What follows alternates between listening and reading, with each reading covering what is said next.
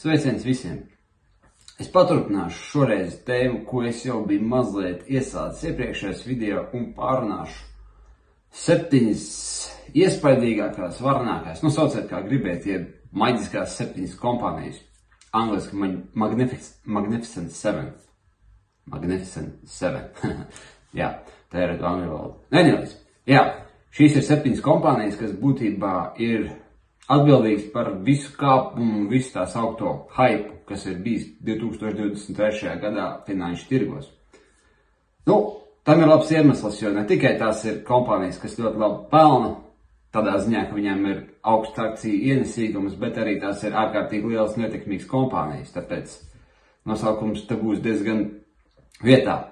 Šīs kompānijas ir Microsoft, Apple, Alphabet, jeb Google, Meta platformas, kas ir Instagrams, WhatsApps un Facebooks, tas vēl bija Tesla, tas bija Nvidia un Amazons. Tā kā es pieļauju, jūs zināt tās visas 7 kompānijas, un es arī, kā teicu, pārīti no viņām pārunāju arī iepriekšējos video, ja nemaldos, es runāju par Metu, Nvidia un kaut kādos citos video arī par Teslu, tā kā kaut ko jūs esat jau dzirdējuši. Bet, stāsts ir tāds, ka, ja mēs redzam šos grafikus, kāpums ir iespaidīgs, un kas ir vēl iespaidīgāks šajā visā stāstā, ka tikai šīs 7 kompānijas radīja visu kāpumu kopējām akciju indeksam S&P 500. Ja respektīvi, ja mēs paņemam S&P 500 indeksu un atskaitām šīs 7 kompānijas, mēs redzam, ka 2023. gadā akcijas nedarīja vispār neko, un liela akciju indeks faktiski stāvēja uz vietas.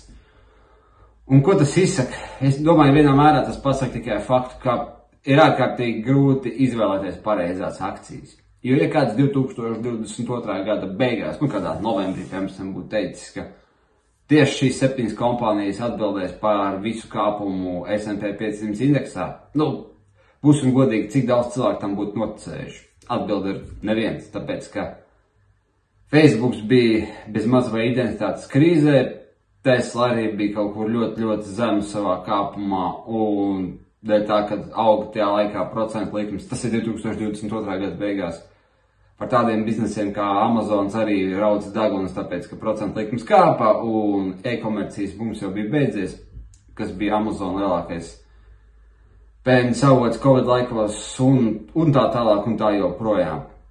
Un tāpēc neviens neko labu par viņiem kaut kā tādām neteica, un tāds Magnificent 7 termins īsti nemaz neeksistē. Varbūt ārpus ļoti akadēmiskiem akciju tirgus analītiķu lokiem, kurā tie akciju tirgus analītiķi arī nodarbojās ar lielu tehnoloģiju kompāniju analīzi. Bet, anyways.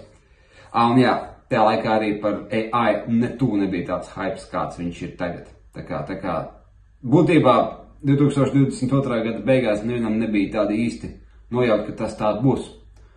Un, protams, notika tas, ko lielākā daļa negaidīja, un viņas uzkāpa, Tā kā, ko es te varu pateikt?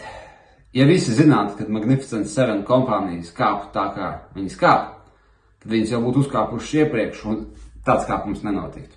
Jo tā ir tas ieguldīšanas paradoks. Ja visi zina, ka kaut kas notiks, tas visdrīzākais jau ir noticis, un tāpēc teikt, ka mēs zināsim iepriekš, kas būs ar noteiktām akcijām vai noteiktiem finanšu tirgiem, un viņi tad kāps. Tas ir vienkārši tāda bērnu spēle, jo tas ir vienkārši tāds loģiskais siloģisms. Ja visi zina, ka kaut kas kāps, tas visdrīzākais jau ir uzkāpis. Tā ir tāda sena lieta, kas ir tikpat sena kā ieguldīšana un spekulācijas kā tādas. Tāpēc nevajag paļauties uz tik vienkāršām lietām. Un atcerieties, kas būs šogad, to neviens nezina, un visdrīzākais, ka ievērojamākie kāpumi, nevērojamākie kritumi būs ar uzņēmumiem un finanšu tirgiem kā tādiem, pa kuriem mēs visdrīzākais, ja negluži nedomājām, tad domājam mazliet savādākās kategorijās. Jo ir divi varianti. Vai notiek nekas, vai notiek tas, ko īsti neviens negaidīja. Un vienmēr ir politiski un ekonomiski lēmumi un notikumi, ko mēs pēc tam varam tiem piešaut klāt. Tāpēc nevajag to prognozēt. Nevajag mēģināt atrast visādas lietas un argumentus, kāpēc, Magnificent 7 kompānijām vajadzētu kāpt, vai viņām vajadzētu krist, jo, piemēram, šeit, kā jau jebkurā gadījumā, ja mēs varam pastīties uz tiem pašām 7 kompānijām, mēs varam uzreiz pateikt, ka ir tikpat daudz labu argumentu, lai viņas kāptu, un tikpat daudz labu argumentu, lai viņas kristu. Jo, piemēram, tagad ierakstīšanas laikā es varu redzēt, ka tas pats Nvidia, kurš pāris nedēļas atpakaļ uzšāvies kā raķete, jau ir paspējis mazliet nokrist. Citi teiks, ka viņš jau ir uztaisījis visu savu kāpumu un tagad būs loģiska korekcija. Citi teiks, ka tas būs īstermiņa kritums, lai pēc tam būtu jauns kāpums. Nu, tā mēs varam šīs lietas atvasināt bezgalīgi, bet lietas būtība tas nemaina. Mums ir pietiekoši daudz faktu un argumentu, lai mēs varētu atargumentēt jebko. Bet kas ir lietas būtība? Lietas būtība tā, ka mums to darīt nevajag. Un mums nav absolūti nekāda labuma. Nē, te nekas interesants nav. Mums nav absolūti nekāda labuma, lai tas tā arī būtu.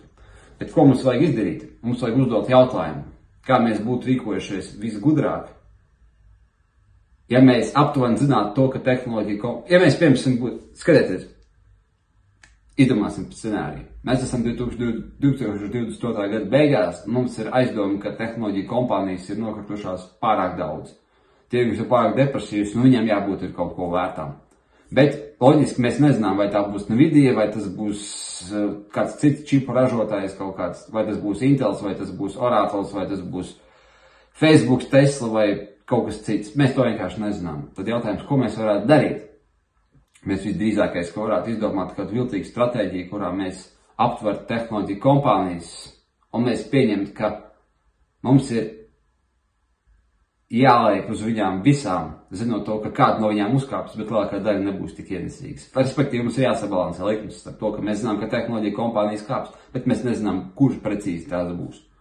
Un kas ir labākais veids to izdarīt? Nu, viens variants ir izveidot pietiekoši plašu portfeli ar tehnoloģiju kompānijām pašam, kurā būtu kādas, 30 līdz 50 tehnoloģiju kompānijas, kuras atbilst kaut kādiem vispārējiem kritērijiem par labu kompāniju. Viņiem būtu stabili finanšu rādītāji, labu finanšu vēsturi, viņš ir pietiekoši bijis ilgi tirgo, lai viņš nesabrukt, un viņam ir pietiekoši labs potenciāls ar peļņu. Nu, tur var izdomāt kaut kādu portfeli.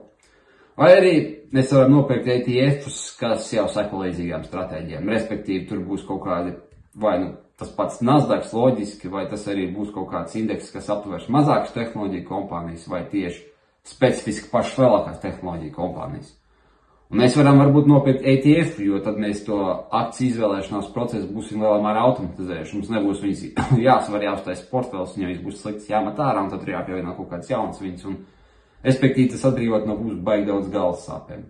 Un īstenībā, ja mēs tā būtu izdarījuši, tad tas būtu labākais, kā mēs varētu nopelnīt uz tā tehnoloģiju kompāniju kāpumu. Jā, protams, viņas būtu kāpušas, un mēs to būtu zinājuši. Tā kā. Te tas mans viens nelielais pārdomu moments par kompānijām, kas ir uztaisījuši vislielākos virsrakstus par akcijām finanšu pasaulē. Nu, tātad kāds ir secinājums? Kāds šim video secinājums? Pirmkārt, ka akciju tirgu kāpums bija ievērojams, bet tas kāpums sastāvēja tikai no 7 kompānijām. Ja mēs izņemam ārā tās 7 kompānijas, akciju tirgus labākajā gadījumā stāvētu uz vietas. Tas ir punkts 1. Punkts 2. 2022. gada beigās mums nebija ne mazākās nojāgas, ka tās būs tieši tās 7 kompānijas. Bet tirgus bija ārkārtīgi depresīvs, un ja kāds seko līdz akcijām, viņam varbūt radās vēlme mēģināt kaut kur ieguldīt. Un vislabākais būtu ieguldīt visdepresīvākajā industrijā, kas tajā laikā bija paradoxāli tehnoloģijas. Un kā viņam to iespējams būtu bijis vislabāk izdarīt? Nu, visdrīzākais, ka viņam būtu bijis vai jāizveido akciju portfels pašam, kas gan prasītu zināmu laiku, kompetenci un resursus, vai arī nopirkt ETFs, kas aptvertu tehnoloģiju kompānijas un būtu daudz fokusētāks un daudz vairāk mētēts uz tehnoloģiju kompānijām, kuras varētu uzkāpt. Un vai tas būtu tur Intels, Amazons, Tesla, kaut kāds ķīniešu elektromašīnu ražotājs vai kāds cits. Nu, to mēs nezinām, bet mēs zinām to, ka starp tām 50 kompānijām būs 7, kas uzkāps ļoti labi.